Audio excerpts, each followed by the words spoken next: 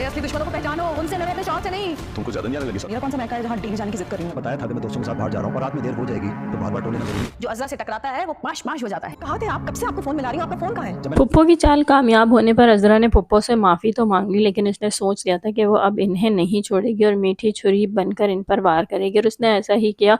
पुप्पो को सारी रात निहारी बनाने के लिए खड़ा कर दिया और पुप्पो ने भी मजबूरन आखिरकार निहारी बना ही डाली, और ऐन सुबह अज़रा ने उन्हें अपने कमरे में सोने के लिए भेज दिया और ख़ुद किचन में आ गई। यहाँ हम देखेंगे कि वो डाइनिंग टेबल पर सबको यही बताएगी कि निहारी तो उसने ही बनाई है। पुप्पो को तो बहुत नींद आ रही थी, वो तो जाकर सो गई। दूसरे दिन गुलशन आरा को भी ये कहानी बड़ी खुशी-खुशी सुनाएगी और गुलशन आरा भी सुनकर उसे यही कहेगी कि फिर भी तू ध्यान रखे, वो बड़ी तेज़ औरत है। और यहाँ पर अज़रा उसे यही कहेगी कि कोई बात नहीं, उसे भी तो पता चलना चाहिए कि उसका पाला किसी और से नहीं बल्कि अज़रा से पड़ा है, और जो अज़रा से टकराता है वो तो पाश-पाश हो जाता है।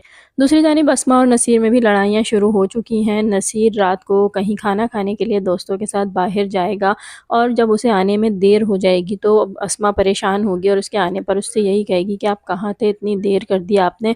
तो ऐसे में नसीर बहुत ज़्यादा गुस्सा होगा और उससे यही कहेगा कि मैं बता कर गया था कि मैं दोस्तों के साथ खाने पर जा रहा हूँ, तो बार बार फ़ोन करके परेशान करने की क्या ज़रूरत थी।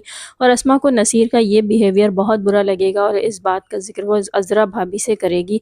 तो यहाँ अज़रा भाभी भी उसे समझाने की कोशिश करेंगी और यही कहेंगी, अरे तुम्हें जिन लोगों से लड़ना चाहिए उनसे लड़ो, अपने शौहर से लड़ाई करने की तुम्हें कोई ज़रूरत नहीं। दूसरी जानिब वासिफ और फरहत में भी एक दूसरे के साथ कुछ अनबन चल रही है। फरहत वासिफ से अपनी दोस्त के घर जाने का कहेगी, तो यहाँ वासिफ फरहत से यही कहेगा कि आजकल तुम सारा के घर कुछ ज़्यादा ही नहीं जाने लगी हो। तो ऐसे में फरहत उसे यही जवाब देगी, मैं कौन सा मैके जाने की रोज़ रोज़ आपसे ज़िद करती हूँ जो आप इस तरह कह रहे हैं। एक ले दे के एक मेरी दोस्त ही तो बची है, अगर मैं उसके घर चली जाती हूँ तो उस पर भी आपको एतराज़ है।